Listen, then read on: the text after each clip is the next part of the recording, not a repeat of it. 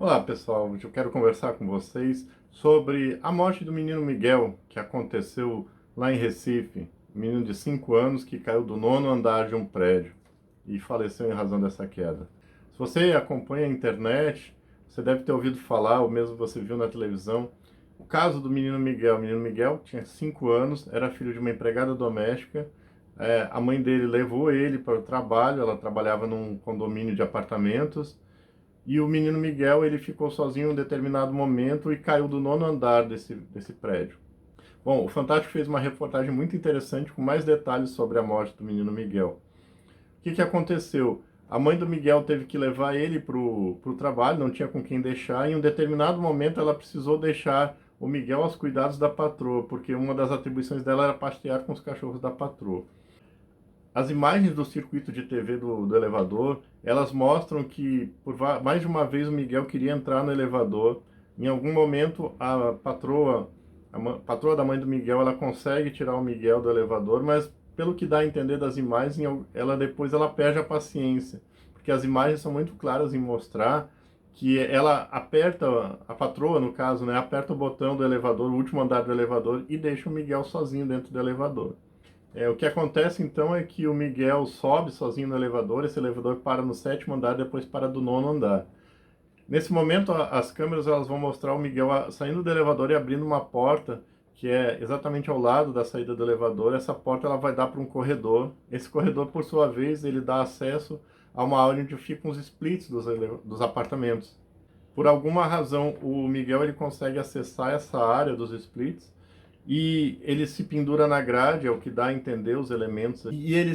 Essa grade ela não aguenta o peso do Miguel, então o Miguel cai do nono andar. Ele não morre imediatamente, mas ele morre então em função dessa queda.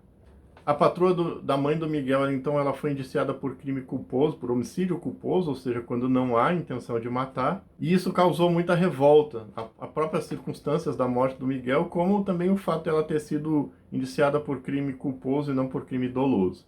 Vocês sabem que a diferença entre crime culposo e crime doloso é quando não há intenção de praticar o crime, né? Ou não há intenção no resultado daquela conduta. No caso aí, a morte do Miguel, se ela foi indiciada por homicídio doloso, ou seja, é que o delegado, no momento de fazer o inquérito, porque o indiciamento é a opinião do delegado, ele faz toda a investigação e ele chega a uma conclusão. Então, quando ele indicia alguém, ele está dando uma opinião sobre aquilo que ele acredita que aconteceu. É claro que isso é uma opinião técnica, né? Ele acredita com base em questões técnicas, mas enfim, no final das contas é isso, é a opinião dele. Porém, eu não acredito que foi homicídio culposo. Eu acredito que a conduta dela se encaixa na descrição do homicídio doloso com dolo eventual. O que é o dolo eventual? Isso não está na lei, né? O artigo 121 do Código Penal que fala sobre o homicídio, ele não fala no dolo eventual, mas para suprir algumas lacunas, os estudiosos do direito, aquilo que a gente chama de doutrina, que as pessoas que escrevem livros, que escrevem artigos científicos, elas construíram essa ideia, né, essa teoria, que é a figura do dolo eventual. É quando a pessoa, com a conduta dela, ela demonstra total desprezo pelo resultado. No caso da morte do Miguel, você deixar uma criança de 5 anos sozinha no elevador, seja por qual motivo for, é um total desprezo com a possibilidade ou não de que alguma coisa grave aconteça. É o desprezo. Ou seja, quando a patroa, né, a indiciada, ela só deixa o Miguel sozinho no elevador e aperta o botão ali, ela está demonstrando, ela está dizendo o quê? Ela está dizendo que ela não está nem aí para o que possa acontecer, mesmo que o Miguel morrer. Se morrer, morreu. É isso que ela diz com a conduta dela. E é isso que é o dolo eventual, o desprezo pelo resultado. Bom, o que vai acontecer agora? Ela vai responder por homicídio culposo.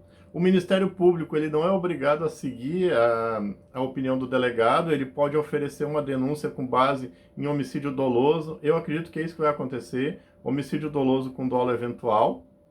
Porém, eu tenho certeza que a defesa dela vai insistir para que ela seja processada e julgada por crime culposo. Por quê? Porque no crime culposo ela não vai ser levada ao tribunal do júri, então vai ser um juiz singular, aquilo que a gente chama, né? O juiz sozinho, né? Só ele, não tem o júri para decidir. Porque no tribunal do júri, os jurados eles decidem se houve culpa ou não, se houve o dolo ou não, no caso, né? se ela quis ou não matar, se ela realmente matou, tem algumas outras circunstâncias. E no homicídio culposo, o juiz faz isso sozinho. Além disso, tem uma outra vantagem para ela, que é a figura do perdão judicial. A defesa vai pedir que seja aplicada a ela o perdão judicial. E o que é isso? Basicamente nos casos de crime culposo, quando as consequências dessa conduta, dessa prática desse crime, atinge o próprio autor do crime de uma forma tão dura que só os resultados da conduta elas já são suficientes para castigar o autor do crime. Um exemplo comum de perdão judicial é nos casos de crime culposo, no caso homicídio culposo, que é praticado pelo pai ou pela mãe. É o pai ou a mãe que esquece um filho pequeno dentro do carro, geralmente crianças de colo, na cadeirinha, ele simplesmente esquece, para o carro em algum lugar, e em função do sol, do calor, aquela criança morre ou de insolação, ou de hidratação, ou de alguma outra consequência do calor. Então, o pai não queria, ou a mãe não queria que a criança morresse, ele simplesmente esqueceu a criança ali. Então, não faz sentido você prender, castigar, punir o pai. Por quê? Porque a morte da criança por si só ela já é suficiente, né? É uma pena eterna. E por que eu estou falando isso, né? Porque a reportagem do Fantástico mostrou que o Miguel convivia com os filhos da patroa. Parece, inclusive, que eles passaram um bom tempo da pandemia numa casa de praia que a patroa tem no litoral de Pernambuco. E a patroa vai alegar isso, vai alegar justamente que ela amava aquela criança como se fosse o próprio filho, tanto que convivia com os filhos dela.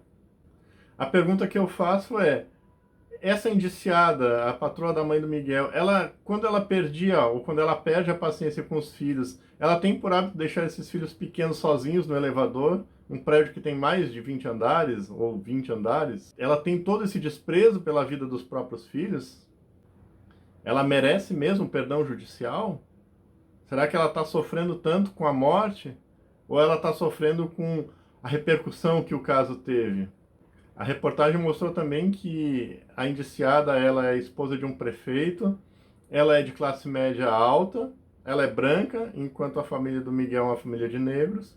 Então, o que eu acredito que vai acontecer é que eles vão pressionar, a defesa dela vai pressionar para que o crime seja julgado como homicídio culposo, que ela receba o perdão judicial porque ela está sofrendo tanto quanto a mãe do Miguel. E você, o que você acha? Você acha realmente que ela merece o perdão judicial? Você acha que ela deve ser responsabilizada e julgada por crime culposo ou por crime doloso? Bom, deixa aí nos comentários. Se você gostou, dá o joinha, deixa o seu like, compartilha com seus amigos, se inscreve no canal e até o próximo vídeo.